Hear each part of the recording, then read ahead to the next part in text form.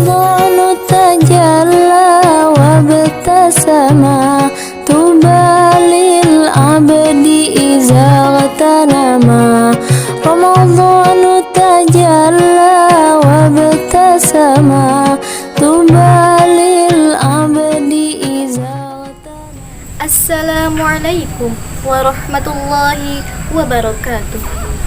Alhamdulillahilladzi an'amana bi ni'matil iman wal islam wa nusalli wa yusallimu ala khairil anam sayyidina Muhammadin wa ala alihi wa sahbihi ajma'in. Amma ba'du. Jamaah YouTubiah yang dirahmati Allah, puasa tak hanya memiliki syarat dan rukun yang harus dipenuhi, tapi juga adab dan sopan santun. Adab ini berpengaruh besar terhadap diterima atau ditolaknya puasa oleh Allah. Imam Ghazali menuturkan, adab puasa itu ada 6. Mengonsumsi makanan yang baik, menghindari perselisihan, menjauhi ghibah, tidak menyakiti orang lain, menolak dusta, dan menjaga anggota badan dari segala perbuatan buruk. Berdasarkan keterangan Imam Ghazali tersebut, maka adab puasa itu mencangkup: yang pertama, memakan makanan yang baik dan halal. Perihal perintah mengonsumsi makanan yang baik dan halal itu tak hanya berlaku di bulan Ramadan saja, tetapi juga berlaku setiap hari meski di luar bulan Ramadan. Makan yang baik dan halal itu tak hanya dilihat dari zat makanan, tetapi juga cara kita memperoleh dan etika memakannya. Jika makanan yang kita konsumsi itu didapat dari mencuri, menipu, korupsi, itu berarti tidak termasuk makanan yang halal lagi baik. Begitu pula dengan etika memakan yang harus kita jaga, yaitu memakan dengan cara yang baik. Yang kedua, jauhi perselisihan. Tak ada untungnya kita berselisih, malah kerugian yang akan kita dapat. Jika ada orang yang mengajak gontok-gontokan, seperti kata Rasulullah SAW, cukup katakan, "Aku sedang berpuasa." Jika masih mengeyel, maka tinggalkanlah agar tak tersulut dari ajakan pertengkaran. Yang ketiga, jangan gibah atau menggunjing. Gibah itu membicarakan kejelekan orang lain. Seseorang akan lebih tertarik untuk membicarakan aib orang lain dibandingkan kebaikannya. Pada dasarnya, manusia itu menginginkan manusia selain dirinya berada di bawahnya. Seperti ungkapan peribahasa, mulutmu harimaumu. Mulut atau lisan akan menjadi sumber keselamatan sekaligus kehancuran. Itu tergantung pemiliknya. Apakah untuk mencari keselamatan atau kerugian?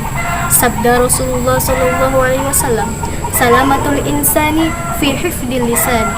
Keselamatan manusia itu bergantung kemampuannya untuk menjaga lisan. Yang keempat, enggan berdusta. Dusta itu memicu munculnya dusta-dusta yang lain, sebab dusta-dusta susulannya itu bertujuan untuk menutupi dusta yang sudah-sudah. Jadi, orang yang berpuasa itu harus menghindari berkata bohong, karena dapat menghilangkan pahala puasa. Yang kelima, tidak menyakiti orang lain. Menyakiti yang dimaksud ini tak hanya terbatas pada perlakuan fisik saja, tapi juga psikologis. Memukul orang lain itu jelas dilarang karena menimbulkan cedera fisik. Begitu juga dengan mengumpat, mengolok-ngolok, memfitnah, atau dengan ucapan-ucapan yang dapat menyinggung pun itu dilarang. Karena ingatlah, perbuatan yang salah itu akan dimintai pertanggungjawaban. Jika itu dilakukan pada Allah, maka cukup memohon maaf dan tidak mengulanginya. Jika itu dilakukan pada manusia, maka minta maaf.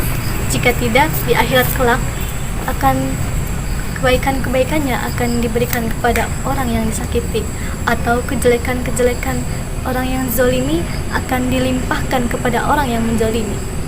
Yang keenam, menjaga anggota badan dari segala perbuatan buruk. Gunakan anggota badan untuk kebaikan. Jangan gunakan tangan untuk memukul, mencuri, dan perbuatan buruk lainnya. Jangan gunakan kaki untuk menendang orang lain atau menuju maksiat. Jangan gunakan mata untuk mengintip aurat lawan jenis. Jangan gunakan telinga untuk mendengar ucapan-ucapan yang jelek.